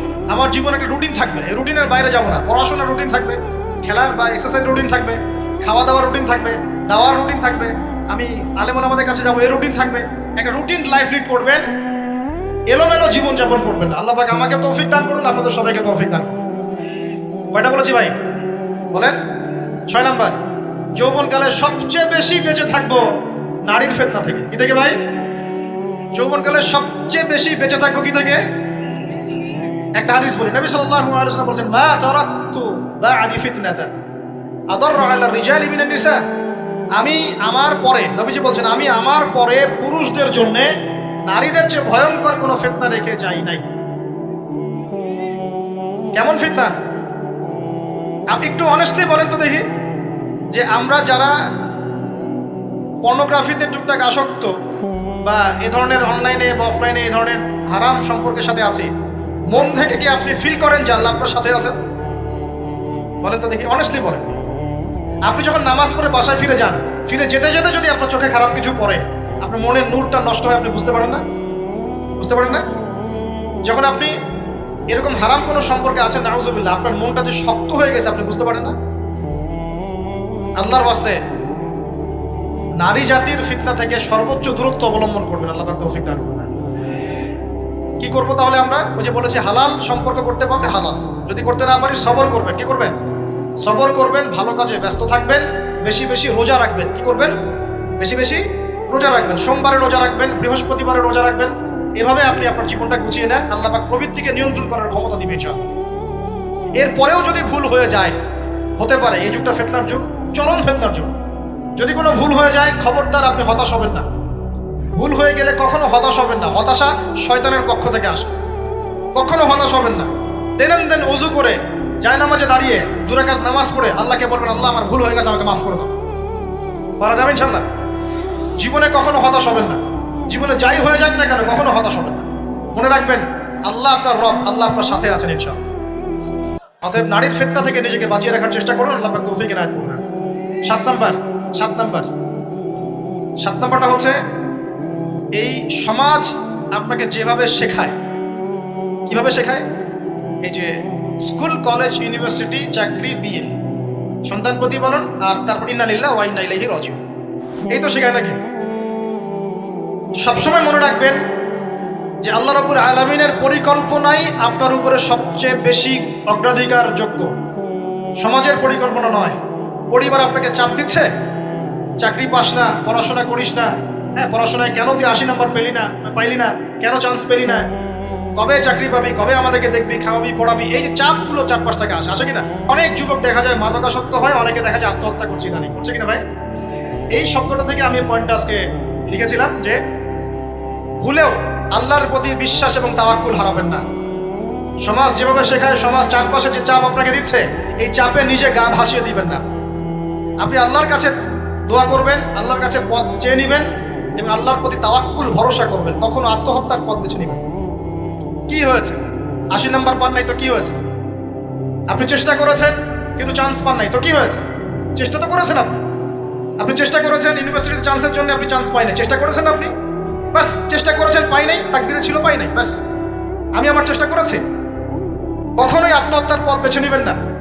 আর আমরা পিতা মাতাদেরকে রিকোয়েস্ট করব, কোনো অবস্থাতেই সন্তানকে এত বেশি চাপ দিবেন না যে সন্তানটার এই কোমরটাই ভেঙে চলে। এই সমস্যাগুলো দিন দিন বাড়ছে সমাজের মধ্যে। কেন এত চাপ দিচ্ছেন? তার প্রতিভা কোথায় খুঁজে বের করুন, তাকে জোর করে কেন টেনে লম্বা করার চেষ্টা করছেন? আমাদের সমাজে বাচ্চা হয়ে গেলেই তার পিঠে একটা সিল মেরে দেয়, হয় ডাক্তার না হলে ইঞ্জিনিয়ার। কেন? এর বাইরে কোনো প্রফেশন নাই? আমার সন্তানকে হয় ঢাকা বিশ্ববিদ্যালয়ে চান্স পেতে হবে, না হলে বুয়েটে, না হলে এখানে। এর বাইরে আর কোথাও পড়ারই জায়গা নাই। আর এখানে পড়লেই আমার সে ছেলে বা আমার মেয়ে একদম সবচেয়ে বড় জ্ঞানী হবে, অন্য কোনোভাবে হবে না, এটা গ্যারান্টি দেওয়া আছে? যারা সভ্যতা বিনির্মাণ করেছেন তারা কয়জন বড় বড় ডিগ্রি সার্টিফিকেট পেয়েছেন খুঁজে বের করে দেখেন, খুঁজে বের করে। আমরা ফিলোসফির মধ্যে যে ফিলোসফারদের হিস্ট্রি পড়েছিলাম তাদের মধ্যে বেশিরভাগই দেখা যায় স্কুলেও যায় নাই, কলেজেও যায়। আছে না এমন? আছে। আমি বলছি না আপনারা যাবেন না, আমি বলছি জ্ঞানের মানদণ্ড এটাই নয় যে আমার সার্টিফিকেট অর্জিত হয়েছে। সার্টিফিকেটটাই জ্ঞানের মানদণ্ড নয় তো। হ্যাঁ, প্রতিযোগিতার একটা জগৎ আছে, আমাকে সে জগৎ উতরাতে হবে। আপনি চেষ্টা করবেন, যদি না হয় তাকদীরে ছিল, হয় নাই, বাস হয়। আমাকে আল্লাহ পাঠিয়েছেন তার ইবাদত করার জন্য, এখানে আত্মহত্যা করার জন্য আল্লাহ আমাকে পাঠান নাই। আমার জীবন যদি দিতেই হয় তাহলে আল্লাহর জন্য দিব ইনশাআল্লাহ। ঠিক আছে কথা? ব্যাস, দুনিয়ার জন্য নয়। আল্লাহ পাক বোঝার তৌফিক দান। কটা বললাম? 7টা না 8টা? 7টা। 8 নাম্বার। 8 নাম্বারটা ইম্পর্টেন্ট এবং এটা আপনাদের জন্য মজাদার। সেটা হলো 8 নাম্বারটা বেশি ইম্পর্টেন্ট। এটা হচ্ছে দিনের পথে চলার ক্ষেত্রে আপনি অনেক রকম মতবাদ পাবেন সামনে। কেউ বলবে আমারটা সঠিক, কেউ বলবে না ওরটা নয়, আমারটা সঠিক, কেউ বলবে না আমার দলটা সঠিক, কেউ বলবে না ওর সংগঠন সঠিক। এগুলো আপনার কান ভারী করে ফেলবে। তখন মনে হবে যে আগেই ভালো ছিলাম রে ভাই, নামাজ পড়তাম না, এখন নামাজ পড়া শুরু করে দেখলাম যে আরে হাতটা বাঁধবো কোথায় এটাই তো ফিক্স করতে পারতেছি না। কারণ আমার কিছু তো অভিজ্ঞতা আছে ভাই, নাকি ভাই?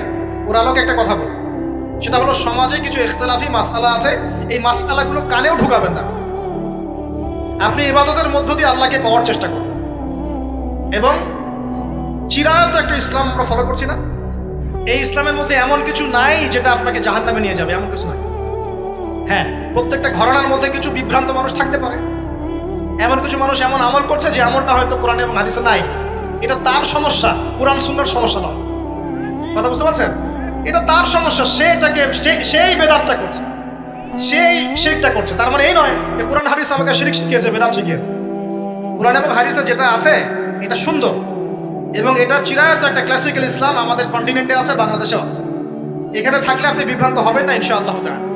বরেণ্য ওলামায়ে কেরামদের কাছে গিয়ে অন্তত একজন হকপন্থী আলেমের সাথে পরামর্শ করে আপনি আমল করার চেষ্টা করুন। আর যে বিষয়গুলো নিয়ে ইখতিলাফ আছে এগুলো নিয়ে সমাজে মতপার্থক্য সৃষ্টি করে সমাজটাকে বিভক্ত করতে যায় না। আল্লাহর ওয়াস্তে মসজিদ ভাগ করতে যায় না, সমাজকে ভাগ করতে যায় না। জাতিগত ঐক্যটা রক্ষা করেন, আল্লাহ পাক বোঝার তৌফিক দান। আর যদি মানুষের মধ্যে খারাপ কিছু দেখি, ওই খারাপ কিছু বিষয়টা আমি এড়িয়ে যাবো। আর কোনটা ভালো কোনটা খারাপ আমি বুঝবো কিভাবে? আমি 10 জন আলেমের সাথে পরামর্শ করবো, বাস। আমি এত বড় আলেম নই, তাহলে আমি 10 জন আলেমের সাথে পরামর্শ করবো যে হুজুর এই বিষয়টা চলছে, এটা সম্পর্কে আসলে বিষয়টা কি। একটা ঘরানার দিকে কখনো আপনি সাম্প্রদায়িকভাবে বায়াসড হয়ে যাবেন না। আপনি আপনার চিন্তাটাকে লিবারেল রাখবেন, হকটা যেখানে পাবো সেটা নিব ইনশাআল্লাহ। এমন নয় যে উনি বলেছেন বলেই হক, আর কারোটা নিব না, ওনারটাই নেব, এভাবে চিন্তা করবেন না। হক যেখানে আছে সেখানে যাবেন আপনি ইনশাআল্লাহ। আল্লাহ পাক আমাদেরকে বোঝার তৌফিক দান। আর যে ইখতিলাফগুলো আছে এগুলো নিয়ে সমাজকে বিভক্ত করতে চায় না, মতানৈক্য নিয়েই ঐক্য হবে ইনশাআল্লাহ তাআলা। আল্লাহ পাক আমাদেরকে এই কথাটা বোঝার তৌফিক দান। আর শেষের দুটো হলো যৌবনকালে আমরা আমাদের পরবর্তী জীবনের প্রস্তুতি গ্রহণ করবো ইনশাআল্লাহ। কারণ বার্ধক্যের জীবনে আপনি কিন্তু এই কাজগুলো এখন করতে পারছেন, সেগুলো পরে পারবেন না। অতএব এই সময়ে আপনি আপনার রিজিকের একটা অংশ সঞ্চয় করার চেষ্টা করুন, কিছু সাস্টেইনেবল অ্যাসেট করার চেষ্টা করুন, যাতে পরবর্তী বয়সে গিয়ে আপনাকে দিনের দিকে কাজ করার জন্য দুনিয়ার ফিতনায় পড়তে না হয়। আল্লাহ পাক আপনাদেরকে হালাল রিজিকের ব্যবস্থা করে দিন, আমি দোয়া করি আল্লাহুম্মা আমিন। আর সবশেষ যেটা বলতে চাচ্ছিলাম, দেখুন যৌবনকালে আমরা যা করতে পারবো অন্য সময় পারি না। তাই এই যৌবনেই ইলম অর্জন করে আল্লাহ পাকের দ্বীনের এই দাওয়াতের মেহনত আমরা শহরে শহরে, গ্রামে গঞ্জে, জেলায় উপজেলায়, প্রত্যন্ত অঞ্চলের সমস্ত জায়গায় পৌঁছে দেবো ইনশাআল্লাহ। যৌবনকালে আমরা বেশি বেশি দাওয়াতি কাজ করার চেষ্টা করবো, আল্লাহ পাক তৌফিক দান করুন। যতটুকু জানেন, আপনি এতটুকু জানেন না যে নামাজ পড়তে হয় 5 ওয়াক্ত, তাহলে নিজে পড়েন, মানুষকে নামাজের দাওয়াত দেন। আপনি এতটুকু জানেন না যে ভাই সুদ খাওয়া হারাম, জানেন কি না ভাই? ব্যাস আপনি মানুষকে বলেন যে ভাই হালাল খাই, সুদ না খাই। আপনি এতটুকু জানেন না যে জেনা করা হারাম, বাস আপনি আপনার বন্ধুকে দাওয়াত দেন, ভাই জেনার দিকে যাইস না এবং হারাম অ্যাফেয়ার্সে যাইস না। যতটুকু জানেন অতটুকু মানুষের কাছে পৌঁছে দেন। আল্লাহ পাক তৌফিক দান। যুবক ভাইদেরকে আমি এই 10টা নসিহত করলাম আছে, এই নসিহতগুলো একটু মেনে চলেন, যৌবনটা সুন্দর হবে ইনশাআল্লাহ। এছাড়া আর অনেক নসিহত আছে, এগুলো ওই যে বইগুলোর নাম বলে দিয়েছি, আল্লামা তাজউল ইসলামী হুজুরের যে বইগুলো, এগুলো পড়েন, ইনশাআল্লাহ দেখবেন আর অনেক হেদায়েত আপনি পাবেন। মোটা দাগে কথা হচ্ছে ইলম অর্জন করতে হবে। রাজি আছে কিনা ভাই? রাজি আছে কিনা বলেন? ইলম অনুযায়ী আমল বাড়িয়ে দিব, রাজি আছে কিনা? হকপন্থী ওলামায়ে কেরামের সাথে পরামর্শ করে চলবো, রাজি আছে কিনা? আমরা যৌবনকালে হালাল রিজিক অন্বেষণের চেষ্টা করবো, রাজি আছে কিনা? যৌবনের সময়কে বিন্যাস করে চলবো, এলোমেলো জীবনযাপন করবো না, রাজি আছে কিনা? নারীদের ফিতনা থেকে বেঁচে থাকার চেষ্টা করবো, রাজি আছে কিনা? আগামী দিনের জন্য, ইসলামকে এগিয়ে নেওয়ার জন্য দাওয়াতের মেহনত করবো, রাজি আছে কিনা? আচ্ছা, এখন আসেন, এগুলো আমাদের করণীয় ছিল না, আমাদের যুবকরা এখন করছে কি সেটা শুনুন। আমাদের যুবকরা এখন কিশোর গ্যাং করছে, কিশোর গ্যাং কি করছে? আপনাদের পরিবারের কর্তা যারা আছেন তাদেরকে আমি একটু রিকোয়েস্ট করবো, আপনার সন্তানের দিকে খেয়াল রাখেন। আপনার সন্তানকে যত ছোট মনে করছেন, আপনার সন্তান এখন এত ছোট নয়। কিশোর বয়সে সে এমন পাপও করে ফেলেছে যা আপনি এখনো করেন নাই। কিশোর বয়সে এমন এমন পাপ করা তার শেষ যা আপনি এখনো চিন্তা করতে পারেন না। অতএব সন্তানকে শুধু গায়ে গতরে বড় করলে হয় না। আমরা যে সন্তানকে মানুষ করার জন্য নিজের ঘাম ছেড়ে দিচ্ছি, মানুষ করার অর্থ হচ্ছে ওর আত্মাটাকে গড়ে তোলা, দেহটাকে গড়ে তোলা নয়, তার আত্মাটাকে গড়ে তুলুন। সন্তান থেকে খেয়াল রাখেন। ঢাকা শহরে কিশোর গ্যাংয়ের দৌরত্বে টেকা যাচ্ছে না, রাস্তাঘাটে ছিনতাই করছে, মাদক সেবন করছে, মানুষের সম্পদ মোবাইল দুপ করে কেড়ে নিয়ে দৌড় দিচ্ছে, এক গ্যাং আরেক গ্যাংয়ের সাথে মারামারি করছে। এগুলো শিখছে কোত্থেকে? এগুলো শিখছে আপনার ওই যে অপসংস্কৃতি দেখে দেখে। পশ্চিম থেকে, আমাদের পার্শ্ববর্তী থেকে অনেক অপসংস্কৃতি ঢুকছে ভিতরে, ওটা দেখে দেখে দেখে দেখে শিখছে কি করতে হয় না। দুইটা গ্যাং তৈরি করছে এবং সিনেমাতে যেমন দেখানো হয় সে নিজেকে ওই রকম করে চিন্তা করা শুরু করছে। এই কনসেপ্টগুলো মানুষ পাচ্ছে কোথায়? নাটক সিনেমা থেকে পাচ্ছে। একটা দল ক্রিয়েট করেছে, সে সেই দলের নেতা হয়েছে, আরেক দল তাকে মারতে আসছে, সে আবার তাকে মারতে যাচ্ছে। এই যে জিনিসগুলো, এগুলো নাটক সিনেমায় দেখানো হচ্ছে না। যুবকরা শিখছে কোত্থেকে এগুলা? বাংলাদেশের মেয়েদেরকে একসময় শেখানো হয়েছে তুমি সুন্দর না, তুমি কি না, তাদের মনে ঢোকান তুমি সুন্দর না, আরো সুন্দর হতে চাও, আরো সুন্দর হতে চাও, এই ক্রিম মাখো, সুন্দর হয়ে যাবে। এই একটা কনসেপ্ট ঢুকিয়ে দিয়েছে মাথায়, তুমি সুন্দর না, তোমাকে আরো সুন্দর হতে হবে। আল্লাহ তোমাকে যে সৌন্দর্য দিয়েছেন এটা যথেষ্ট না, অন্যরা আরো অনেক বেশি সুন্দর, তুমি সুন্দর না, এই ক্রিম মাখো, সুন্দর হবে। এই করতে করতে করতে ক্রিমের ব্যবসা শুরু হলো। বাণিজ্য, সবকিছু পিছনে কি থাকে? বাণিজ্য, আর কিছু না। তারপর শুরু হলো যে পার্লার, অমুক ক্রিম, তমুক ক্রিম, অমুক সোনো, এই সেই, বাস মেয়েরা পাগল হয়ে গেল। ব্যাস নতুন নতুন আমরা আমাদের সংস্কৃতি ধারণ করে যে কাপড় চোপড়গুলো পরি, কিছু মানুষ শেখালো এর চেয়ে এই ফ্যাশনটা ভালো, এটা পরো। ব্যাস ঈদে ঈদে নতুন নতুন ফ্যাশন আসা শুরু করো।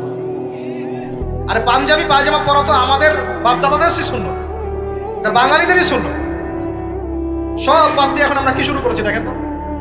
এগুলো কিন্তু মিডিয়া দিয়ে আপনাদেরকে ঢোকানো হয়, মিডিয়ার থ্রু দিয়ে।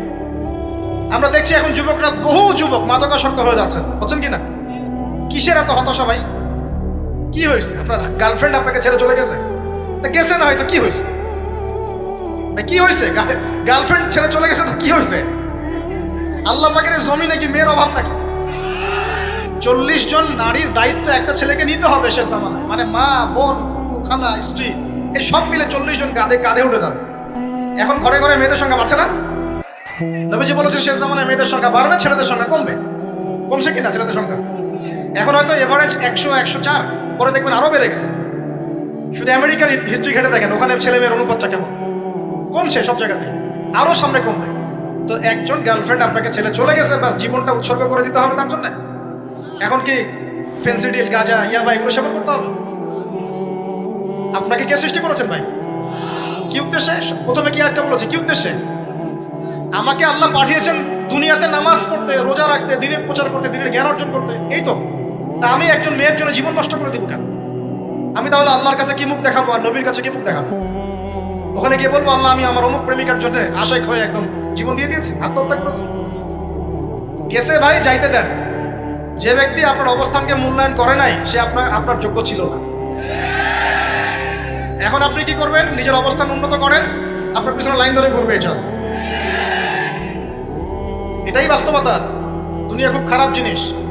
মানুষ মানুষের অবস্থানকে মূল্যায়ন করে, মানুষ মানুষের অবস্থানকে মূল্যায়ন করে, কিন্তু আল্লাহ রাব্বুল আলামিন আপনাকে সর্বাবস্থায় ভালোবাসেন। এই যে আমরা এখন অনেক পাপ করছি না, আল্লাহকে আমাদেরকে আযাব দিয়ে ধ্বংস করে দিয়েছেন। আল্লাহ পাক এখনো আমাদেরকে ভালোবাসেন, রহম করেন, অপেক্ষায় আল্লাহ পাক অপেক্ষা করছেন কখন তওবা করবে, আমি তওবা কবুল করব। এই কখন আমার বান্দা খালি একবার বলে আস্তাগফিরুল্লাহ, আল্লাহ পাক সাথে সাথে মাফ করে দিয়েছেন। আর সেই আল্লাহকে ভুলে আপনি কার পিছনে ছুটছেন? আমরা কিন্তু নিয়াত করতে পারি ভাই যে আমরা যারা ওয়াজ শুনলাম জীবনে কোনোদিন সিগারেটে হাত দিব না। রাজি আছি ভাই? অন্য বড় বড় জিনিস তো বহুত দূরের কথা। আচ্ছা, অনেকে রাজি হয় নাই কেন? আপনারা কি অলরেডি আসক্ত? আমি অনেক ভাইকে দেখেছি মাশাআল্লাহ ইফতার খুলেই একদম বেনসন টানা শুরু করে। হ্যাঁ, এটা যে হারাম আপনাদের কেউ ওয়াজ করে শোনায় নাই? এটাকে কি মনে করেন আপনারা, হারাম না হালাল? কেউ বলেছে মাকরুহ, নাকি মাকরুহ ফতোয়া দিয়েছেন? মাকরুহ শব্দের অর্থ জানেন আপনি? মাকরুহ শব্দের অর্থ কি শোনেন। সূরা বনী ইসরাইল খুলবেন। কোন সূরা? সূরা বনী ইসরাইল। আল্লাহ পাক বলছেন আমি বনু ইসরাইলকে এই কাজগুলো করতে নিষেধ করেছি। কোন কোন কাজ? জেনা করো না, জেনার ঠার কাছে যেও না, এতিমের মাল আত্মসাৎ করো না, শিরিক করো না ইত্যাদি। যারা আলেম আছেন তারা আমার কথা বুঝবেন। এই কাজগুলোর পরে আল্লাহ পাক বলছেন যে এই প্রত্যেকটা কাজ আল্লাহর কাছে মাকরুহ, অপছন্দ। কিসের? অপছন্দ। তাহলে এটাকে আপনি সহজ মনে করছেন? নিয়াত করি আল্লাহ পাকের সন্তুষ্টির জন্য আমরা কোনোদিনও মাদকের সাথে সম্পৃক্ত হব না। আর বিশ্বাস করেন, শুধুমাত্র মাদকদ্রব্য নিয়ন্ত্রণ অধিদপ্তর এই আইন কানুন এগুলো দিয়ে, জরিমানা দিয়ে মানুষকে মাদক ছাড়ানো যাচ্ছে না, যাবে না। কেন যাবে না এটা আপনারা খুব ভালো করে জানেন, আমি বলতে চাচ্ছি না। অনেক সময় মাদক বিরোধী কনসার্ট করে মানুষ, মাদক বিরোধী কনসার্টে ওঠার আগে এক বোতল ডাইল খেয়ে আসে। এগুলো কি বাস্তব কথা বলছি না অবাস্তব কথা বলছি? আমাদের যুবক ভাইরা কোশ্চিন কেন মাদকের ধার কাছে যাবেন না? একটা হাদিস খালি মনে রাখেন, একটা, এই হাদিসটা মনে রাখেন। নবী সাল্লাল্লাহু আলাইহি ওয়াসাল্লাম বলেছেন কেউ যদি মাদকদ্রব্য সেবন করে তার 40 দিনের নামাজ কবুল হবে। সিগারেট একটা খেয়েছি, 40 দিন নামাজ নাই। এরপর যদি সে তওবা করে আল্লাহ মাফ করে দিবে। আবার যদি মাদক খায় আবার 40 দিন কবুল হবে। যদি আবার তওবা করে আল্লাহ মাফ করে দিবে। আবারও যদি খায় আবারও 40 দিন কবুল হবে না, আবারও তওবা করলে আল্লাহ আবার মাফ করে দিবে। চতুর্থবার সে যদি মাদক খায়, আল্লাহ রাসূল সাল্লাল্লাহু আলাইহি ওয়াসাল্লাম বলছেন আল্লাহ পাক কিয়ামতের মাঠে তাকে তিনাতুল খাবাল পান করাবেন। কি পান করাবেন? তিনাতুল খাবাল। সাহাবীরা বললেন ইয়া রাসূলুল্লাহ এটা কি? তিনাতুল খাবাল কি? নবী সাল্লাল্লাহু আলাইহি ওয়াসাল্লাম বলছেন এটা হচ্ছে জাহান্নামীদেরকে আযাব দেওয়ার পর তাদের রক্ত মাংসের যে পুঁজ বের হবে, এই যে ড্রিঙ্কস, জাহান্নামের হার্ড ড্রিঙ্কস, এই ড্রিঙ্কসের নাম হলো তিনাতুল খাবাল। আল্লাহ পাক আমাদের সবাইকে মাদক থেকে বাঁচিয়ে রাখুন। হতাশা মাদক দিয়ে দূর হয় না। হতাশা দূর হবে, বলে দিব, তিনটা জিনিস, মাত্র তিনটা। কয়টা ভাই? এক, 5 ওয়াক্ত নামাজ। এক কি? নামাজে আপনি ওযু করে সিজদা দেন, ইনশাআল্লাহ আপনার মনে প্রশান্তি না আসলে আমাকে এসে বলেন যে আসে না। চোখের পানি, মনের আবেগ যা আছে আপনার ভিতরে, কষ্ট, দুঃখ, যন্ত্রণা সব আল্লাহকে ঢেলে দিবেন ইনশাআল্লাহ। নিজের আবেগ ধরে রাখবেন এখানে, আপনি আল্লাহর জন্য ঢেলে দিবেন। মানুষকে আবেগ দেখা কি লাভ? মানুষ আপনার চোখের পানির মর্ম বুঝবে? মানুষ কি মানুষের চোখের পানির মর্ম বুঝে? আপনার পিতা যদি মারা যায় আমার কাছে এসে দোয়া চান, কান্নাকাটি করে, আমি দোয়া করতে পারবো কিন্তু আমি কিন্তু আপনার ফিলিংসটা বুঝতে পারবো। আপনার অনুভূতি কে বুঝতে পারবেন? আল্লাহ পাক আপনার ঘাড়ের রগের চেয়ে কাছে আছে। সুবহান আল্লাহ পাক ঘাড়ের রগের চেয়ে কাছে আছে। গতকালকে বাংলাদেশের একজন বরেণ্য আলেমের সাথে একটা কনফারেন্সে ছিলাম। উনি বলছিলেন যে এক ব্যক্তি, এটা শোনেন, এক ব্যক্তি খুব তার শখ যে তিনি সাহাবীদের মতো নামাজ পড়া শিখবেন। কথা বুঝতে পারছেন? সাহাবীদের মতো নামাজ শিখবেন। তো একজন বরেণ্য আলেমের কাছে এসেছেন, এসে বলছেন যে আমাকে সাহাবীদের মতো নামাজ শিখিয়ে দেন। তখন সেই আলেম আরেকজন আলেমের সন্ধান দিয়েছেন যে তুমি তার কাছে যাও, তিনি শেখাবেন। তো সেই ব্যক্তি একটু অবাক হয়েছেন, কারণ যাকে প্রশ্ন করেছিলেন তিনি অনেক বড় মুহাদ্দিস, আর যার কাছে পাঠানো হচ্ছে তিনি অত বড় মুহাদ্দিস নন কিন্তু আবেদ, আমল করেন। তাকে গিয়ে বলছেন উনি আমাকে পাঠিয়েছেন সাহাবীরা নামাজ শিখিয়ে দেন। তখন তিনি বলছেন ঠিক আছে, সুন্দর করে ওযু করে আসো, সুন্দর করে ওযু করে আসো। ওযু করার সময় খালি খেয়াল রাখবা যে আমি ওযু করছি শুধু আল্লাহর সন্তুষ্টির জন্য। কি খেয়াল রাখবেন? ওযু করছি শুধু আল্লাহকে রাজি খুশি করার জন্য ওযু করছে, আর কোনো উদ্দেশ্য নাই আমার। ওযু করতে যাচ্ছে তিনি আবার বলছেন দাঁড়াও, শুধু আল্লাহকে রাজি খুশি করার জন্য ওযু করো। আবার শুরু করছেন, আবার বলছেন শোনো, শুধু আল্লাহকে রাজি খুশি করার জন্য ওযু করো। এভাবে বলতেই আছেন, নামাজে দাঁড়িয়ে আছেন, দাঁড়ানোর আগে বলছেন শোনো শুধু আল্লাহকে রাজি খুশি করার জন্য নামাজ পড়ো। বলতেই আছেন। এক পর্যায়ে সে ব্যক্তি নামাজ শুরু করলো, নামাজে মনোযোগ এদিক ওদিকে যায় আর তার মাথায় এটা আসে, এই শুধু আল্লাহকে রাজি খুশি করার জন্য আমাকে নামাজ পড়তে হবে, শুধু আল্লাহকে রাজি খুশি করার জন্য নামাজ পড়তে হবে। এই চিন্তা তার মনের মধ্যে ঘুরপাক খাচ্ছে। এভাবে নামাজটা সে শেষ করেছে। শেষ করে চিন্তা করছে যে নামাজ তো পুরোপুরি মনোযোগ দিতে পারলাম না। বারবার মাথার মধ্যে এরকম চিন্তা আসছে, আল্লাহ আমাকে তো মাফ করে দাও, নামাজটা আমার মনে হলো না ঠিক মতো। তখন সে ফিরে এসে তার সে ওস্তাদকে বলছেন, আমার তো নামাজ এরকম করে পড়লাম, কিন্তু শেষমেশ মনে হলো যে নামাজটা হয়তো কবুল হয় নাই, আল্লাহর কাছে খুব মাফ চাইলাম, আল্লাহ আমাকে মাফ করে দাও, নামাজটা মনে হলো না। তখন সেই যে প্রথম ব্যক্তি যিনি পাঠিয়েছেন তিনি বলছেন, এটাই হলো সাহাবী বলা নামাজ। তারা আল্লাহকে রাজি খুশি করার জন্য নামাজ পড়তেন, নামাজ শেষ করে আল্লাহর কাছে ইস্তেগফার করতেন, আল্লাহ কিছুই হলো না, কিছুই হলো। আমার কথা কি বুঝতে পারছেন? অতএব আল্লাহকে রাজি খুশি করার জন্য আপনি আপনার আবেগ, আপনার ইবাদত সব ফেলে দিবেন, অন্য কারো কাছে কিছু পাওয়ার আশা করুন। অতএব নামাজ আপনার মাদকের দিকে যাওয়া লাগবে না, নামাজই আপনার হতাশা দূর করে দেবে ইনশাআল্লাহ। 2 নম্বর আমল হচ্ছে কোরআন তেলাওয়াত। যে ব্যক্তি কোরআন তেলাওয়াত করতে পারে নিয়মিত, তার মনের মধ্যে এই হতাশা, এই ভীরুতা, এই কাপুরুষতা কিচ্ছু আসবে না ইনশাআল্লাহ। আমি গ্যারান্টি দিচ্ছি আপনাকে, হতাশা আসবেই না আপনার মনে যদি আপনি কোরআন বুঝতে পারেন। কোরআনের একটা আয়াত নিয়ে কোনো সময় দেখা যায় 2-3 ঘন্টা সময় পার হয়ে যাচ্ছে, আয়াতটা ছেড়ে সামনে যেতে পারছি না। কোরআনের ভিতরে ঢুকলে আপনি দুনিয়ায় ভুলে যাবেন কি হচ্ছে আশপাশে। আমি এমন অনেক আলেমকে দেখেছি যে একটা বই, পাতলা একটা বই, আরবি বই নিয়ে পড়া শুরু করেছেন, যে ফজরের পরে জোহরের ওয়াক্ত হয়ে যাচ্ছে, বইটাই শেষ করতে পারেন। বুঝতে পারবেন না? যখন আপনি ইলমের ভিতরে ঢুকে যাবেন, কোরআনের ভিতরে, হাদিসের ভিতরে, আপনার দুনিয়ার খেয়ালই নাই। একজন আলেম তিনি এক রাত্রে একটা বই লিখেছিলেন, চটি বই, এক রাত্রের মধ্যে। বলা হচ্ছে তার সম্পর্কে বলা হচ্ছে যে রাতের খাবার তাকে দেওয়া হয়েছে, যে আপনি এটা খেয়ে নেন, খাবারটা পাশেই আছে, খাবারটা খাবো, এটা লিখে খাবারটা খাবো, এরকম তার চিন্তা ছিল। ফজর হয়ে গেছে, বই লিখাও শেষ, খাবার এই অবস্থায় পড়ে আছে, ডুবে গেছেন ভিতরে, খাওয়ার মাথায় খেয়াল নাই। এরকম হয়। একজন মনীষী, বিখ্যাত মনীষী, রিয়াদুস সালেহীন কিতাবের রাইটার, সংকলক আল্লামা নববী রাহিমাহুল্লাহ, এরকম সারা রাত চলে গেছে, পাশে 2টা খেজুর, ওই 2টা খেজুর খাওয়ারই সময় পান। হাদিস নিয়ে গবেষণা করতে রাত পার হয়ে গেছে। আমি বলতে চাচ্ছি, যখন ইলমের ভিতরে, কোরআন হাদিসের ভিতরে ঢুকে যাবেন, আপনার দুনিয়ার খেয়াল আপনার চলে যাবে, এই টেনশন, হতাশা, এই সেই বাদ। তখনই আল্লাহ পাক আপনাকে তার পক্ষ থেকে রহমত দিবেন, বরকত দিবেন, আল্লাহ আপনার দুনিয়ার কাজগুলো করে দিবেন ইনশাআল্লাহ। তখন দেখবেন কেউ আপনার দুনিয়ার ওই কাজটা করে দিয়েছে, কেউ ওই কাজটা করে দিয়েছে, কেউ বাসায় খাবার পাঠিয়ে দিয়েছে, আল্লাহ পাকই এগুলো করাই দিবেন ইনশাআল্লাহ। তো প্রিয় ভাইরা, মাদকে যাবো না আল্লাহর কাছে আসবো? 2 নম্বর কোরআন তেলাওয়াত, 3 নম্বর আল্লাহর জিকির। 3 নম্বর কি ভাই? আল্লাহর জিকির। চলতে ফিরতে সব সময় মুখ চলতে থাকবে, মুখ না চললেও মনে মনে মন তাজা থাকবে, মনে মনে জিকির হতে থাকবে। মনে মনে জিকির করতে পারেন? মুখ নড়বে না, কিন্তু মনে মনে আপনার একটা জিকির হতে থাকবে, সুবহানাল্লাহ, আলহামদুলিল্লাহ, লা ইলাহা ইল্লাল্লাহ, আল্লাহু আকবার। পারা যাবে? পারে। মানুষের মন কখনো চুপ করে থাকে না, কিন্তু মানুষের মন অলওয়েজ কিছু না কিছু চিন্তা করতে থাকে না, যতক্ষণ না ঘুমায় মানুষ। তো প্রিয় ভাইরা, বেশি বেশি জিকির করবো, সুবহানাল্লাহ, আলহামদুলিল্লাহ, লা ইলাহা ইল্লাল্লাহ, আল্লাহু আকবার, লা হাওলা ওয়ালা কুওয়াতা ইল্লা বিল্লাহ, এগুলো চলতে থাকবে। আল্লাহ পাক তৌফিক দান করুন। আমরা আমাদের সমাজে যুবকদেরকে এরকম টিকটকে দেখছি, অনলাইনে আসক্ত দেখছি, জেনায় আসক্ত দেখছি, পর্নোগ্রাফিতে আসক্ত দেখছি। আমরা দেখছি আমাদের যুব সমাজকে মাদকে আসক্ত, কিশোর গ্যাংয়ে আসক্ত।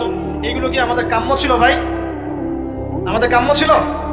এই অবস্থায় কি যুব সমাজ আল্লাহ পাকের দিনের পতাকা হাতে নিয়ে আল্লাহর জমিনে দিন কায়েম করতে পারবে কিনা? একটু আমাকে উত্তর দেন দেখি। এখন এই অবস্থায় পারবে? অতএব অবস্থার উন্নতি করতে হবে কিনা? উন্নতির জন্য রাজি আছি কিনা ইনশাআল্লাহ? আমরা চাই কি আল্লাহ পাকের দিনটা আল্লাহর জমিনে প্রতিষ্ঠা লাভ করুক, আল্লাহর দিন সবার ঘরে ঘরে পৌঁছে যাক, আল্লাহ পাকের দিনের যে সৌন্দর্য সবাই সেটাই, এই সৌরভটা সবাই পাক। আমরা চাই কিনা? সমাজে শান্তি প্রতিষ্ঠা হোক, আবার সেই রাসূলের মতো যুগ চলে আসুক, আমরা চাই কিনা? অতএব আমাদের সবাইকে যৌবনের এই প্রলোভনগুলো থেকে বেরিয়ে এসে আল্লাহ পাকের ইবাদতে আত্মনিয়োগ করতে হবে। আল্লাহ পাক আমাদের সবাইকে তৌফিক দান করুন, বলি আমিন। আমাদের সবাইকে আল্লাহ রাব্বুল আলামিন কোরআন এবং হাদিসের গভীর জ্ঞান অর্জন করার তৌফিক দান করুন, বেশি থেকে বেশি ইবাদত করার তৌফিক দান করুন। আল্লাহ পাক সবাইকে হারাম সমস্ত রিজিক থেকে বাঁচিয়ে রাখুন, জেনা, ব্যভিচার এবং নারীর ফিতনা, মাদক থেকে আল্লাহ বাঁচিয়ে রাখুন। আল্লাহ পাক আমাদের সবাইকে হালাল রিজিক, হালাল সম্পর্ক যথেষ্ট করে দিন।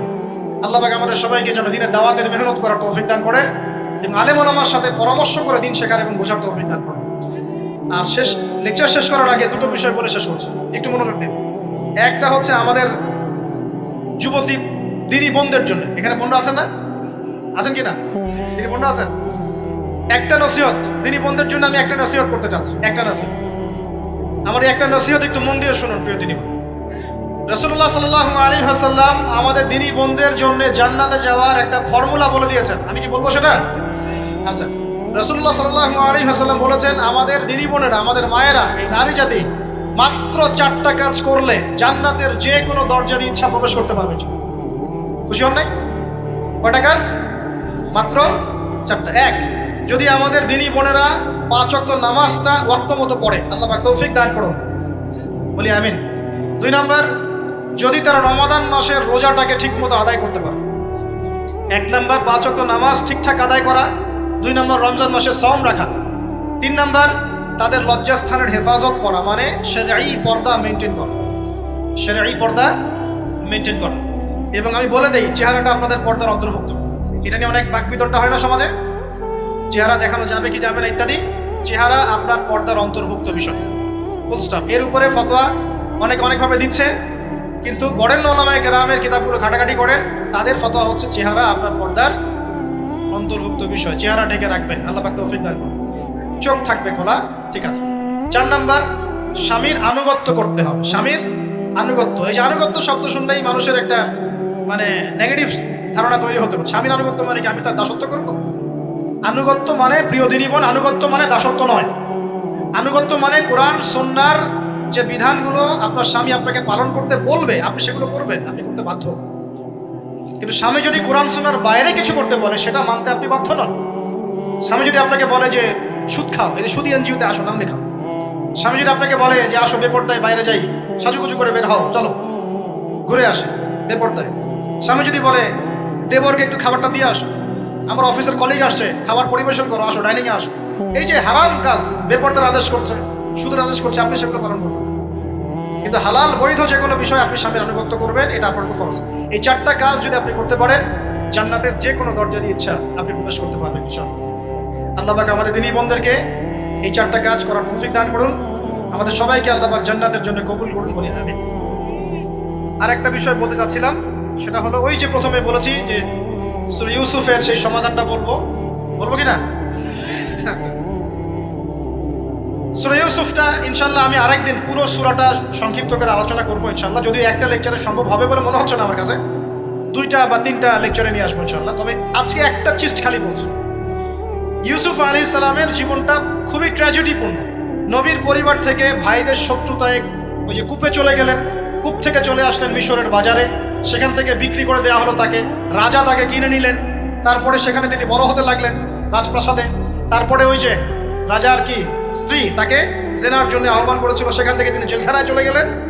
আবার জেলখানা থেকে আবার মিশরের খাদ্য মন্ত্রণালয়ের দায়িত্ব পেলেন। তারপরে তিনি মিশরের শাসকের দায়িত্ব পেয়ে গেছেন, তাই তো? আচ্ছা, এর মধ্যে একটা জায়গা খালি বলবো আজকে। টপিকটা কি দিবা তোমরা? টপিকটা হচ্ছে চলমান বৈশ্বিক অর্থনৈতিক সংকটে ইউসুফ আলাইহিস সালামের সমাধান। মনে থাকবে? চলমান এই বৈশ্বিক অর্থনৈতিক সংকটে ইউসুফ আলাইহিস সালামের সমাধান কি ছিল? ইউসুফ আলাইহিস সালাম জেলখানায়, কোথায় বলেন তো? জেলখানায়। তখন 2জন ব্যক্তি তাকে বলছে, ইউসুফ, আমরা 2জন দুটো স্বপ্ন দেখেছি, তুমি কি স্বপ্নের ব্যাখ্যা দিতে পারবে? আমরা তোমাকে সত্যবাদী বলে মনে করি। ইউসুফ আলাইহিস সালাম বলছেন, খাবার আসার আগেই তোমাদেরকে স্বপ্নের ব্যাখ্যা দিই। একজন বলছে, আমি দেখলাম আমার মাথায় রুটি রাখা আছে, আর পাখি এসে রুটির থেকে খেয়ে ফেলছে। আমার কথা বুঝতে পারছেন কিনা ভাই? আচ্ছা, 2 নাম্বার, দ্বিতীয় ব্যক্তি বলছে, আমি দেখলাম আমি শরাব পান করাচ্ছি আমার মনিবকে। কথা বুঝতে পারছেন? এখন ইউসুফ আলাইহিস সালাম বলছেন, তুমি যে শরাব পান করাচ্ছ মনিবকে, তোমাকে অতি সত্বর মুক্তি দেওয়া হবে ইনশাআল্লাহ। আর যার মাথার উপর থেকে রুটি খেয়ে নেওয়া হচ্ছে, তাকে শুলদণ্ড দেওয়া হবে, মৃত্যুদণ্ড দেওয়া হবে। কি বললেন? একজনকে দেওয়া হবে মৃত্যুদণ্ড, একজন কি হবে? ছাড়া পাবে। আর যাকে মনে হলো যে এই ছাড়া পাবে, ইউসুফ আলাইহিস সালাম বললেন, তুমি যখন ছাড়া পাবে, তোমার মনিবের কাছে, মালিকের কাছে আমার কথা বলো, আমার কথা আলোচনা করো। কিন্তু শয়তান তাকে ভুলিয়ে দিল, সে আর কথা বলতে পারল। আরো কয়েক বছর চলে গেল, ইউসুফ আলাইহিস সালাম তখনও জেলেই আছে। একদিন এই রাজা স্বপ্ন দেখলেন। কি স্বপ্ন দেখলেন? যে 7টা পাতলা পাতলা গাভী, মোটা মোটা 7টা গাভীকে খেয়ে ফেলছে। 7টা কি গাভী? জীর্ণ শীর্ণ গাভী 7টা মোটা তাজা গাভীকে খেয়ে ফেলছে। আর দেখলেন 7টা সবুজ শীষ, শীষ বোঝেন কিনা? এই ধানের শীষ না, আবার সবুজ শীষ। আর দেখছেন এই যে শীষ মরে গেলে যেমন দেখায় না একটা রং, এরকম শীষ। এখন রাজা খুব চিন্তিত হয়ে পড়লেন যে আসলে এই স্বপ্নের কি ব্যাখ্যা। তিনি সবাইকে ডেকে বললেন, স্বপ্নের ব্যাখ্যা কি তোমরা জানো? তখন রাজ্য পরিষদের এই যে এমপি মন্ত্রী যারা আছে তারা বলছে, না এটা কি স্বপ্ন, এটা একটা বাজে স্বপ্ন, উদ্ভট স্বপ্ন, আমরা এটার মানে জানি না। আমরা হলো তাই তো বলতাম নাকি ভাই? কিন্তু ওই ব্যক্তি স্মরণ হয়ে গেল যে ছাড়া পেয়েছে, আরে ইউসুফ তো স্বপ্নের ব্যাখ্যা দিতে পারে। দৌড়ে গেলেন তিনি জেলখানায়। ইউসুফ আইয়ুহাস সিদ্দিক, হে সত্যবাদী নবী ইউসুফ, আমাকে কি এই স্বপ্নের ব্যাখ্যা বলতে পারবেন? 7টা জীর্ণ শীর্ণ গাভী 7টা মোটা তাজা গাভীকে খেয়ে ফেলছে। ইউসুফ আলাইহিস সালাম এই স্বপ্ন শুনে বললেন, ইউসুফ আলাইহিস সালাম শুধু স্বপ্নের ব্যাখ্যাই দিলেন না, বরং এই স্বপ্ন যে সত্য এটা তিনি বিশ্বাসও করলেন। এই স্বপ্ন একটা সমস্যাকে নির্দেশ করছে এটাও বুঝে ফেললেন, এই সমস্যার সমাধানও তিনি দিয়ে দিলেন। বলেন সুবহানাল্লাহ। আমার কথা বলছেন, ইউসুফ আলাইহিস সালাম স্বপ্নের ব্যাখ্যা দিচ্ছেন না, বরং স্বপ্নটা যে সত্য তিনি মেনে নিচ্ছেন এবং এই স্বপ্নের ফলে একটা সামনে খারাপ সময় আসতে যাচ্ছে এটা তিনি বিশ্বাস করছেন এবং এর সমাধান তিনি জাতিকে দিচ্ছেন। ইউসুফ আলাইহিস সালাম বলছেন, তোমাদের সামনে 7 বছর দুর্ভিক্ষ হবে। কি হবে বলেন? 7 বছর। সারা বিশ্বের অর্থনৈতিক প্রেক্ষাপটে একটু বিবেচনা করেন তো, যে আমরা একটা খারাপ সময় টিকে যাচ্ছি না আস্তে আস্তে, এবং নীরব একটা দুর্ভিক্ষ সারা ওয়ার্ল্ডে চলছে না? করোনার সময় ছিল, ওই সময় একটা সমস্যা ছিল, ইউক্রেন রাশিয়ার ইস্যু ছিল, আরো অনেক ইস্যু আছে, শুধু এগুলো ইস্যু নয়। অপচয় ইস্যু আছে, দুর্নীতি ইস্যু আছে, জুলুম আছে, তারপরে যে পারমাণবিক ক্ষেত্রগুলো আছে, বড় বড় পরাশক্তিদের চাপ আছে, অনেক ব্যাপার আছে, রিজার্ভ কমে যাওয়া, অনেক বিষয় আছে। সারা বিশ্ব একটা অর্থনৈতিক মন্দা দেখছে কিনা? ইউসুফ আলাইহিস সালাম বললেন, 7 বছর তোমাদের এখানে প্রচুর ফসল ফলবে। এটা 7টা সবুজ শীষ, প্রচুর ফসল ফলবে তোমাদের এই অঞ্চলের মধ্যে। তোমরা একটা কাজ করো, তোমরা ওই 7 বছরের ফসলের যতটুকু অংশ তোমাদের না খেলে নয়, অতটুকু দিয়ে তোমরা তোমাদের জনগণের চাহিদা পূরণ করো, আর বেশি অংশটাকে রিজার্ভ করে রেখে দিও। আমার কথা বুঝতে পারছেন? ইউসুফ আলাইহিস সালাম বলছেন না যে স্বপ্নটা সত্য, তিনি সমাধান দিচ্ছেন উল্টা। এটা তো হবে সামনে, স্বপ্ন সত্য মিথ্যা তো দূরের কথা, এটা সামনে হতে যাচ্ছে। 7 বছর তোমরা প্রচুর ফসল ফলাবে, এই ফসলের একটা বড় অংশ রিজার্ভ করে রেখে দিও, আর বাকি অংশটা দিয়ে তোমরা জনগণের চাহিদা পূরণ। মানে অপচয় করা যাবে না, যাবে কোনো সম্পদ অপচয় করা যাবে। এরপর তোমাদের সামনে আসবে 7টা বছর দুর্ভিক্ষের বছর, আকাশ বৃষ্টি বন্ধ করে দেবে। আকাশ কি করবে? বৃষ্টি বন্ধ করে দেবে। তার মানে ওই 7 বছর আমরা কিভাবে চলবো তাহলে?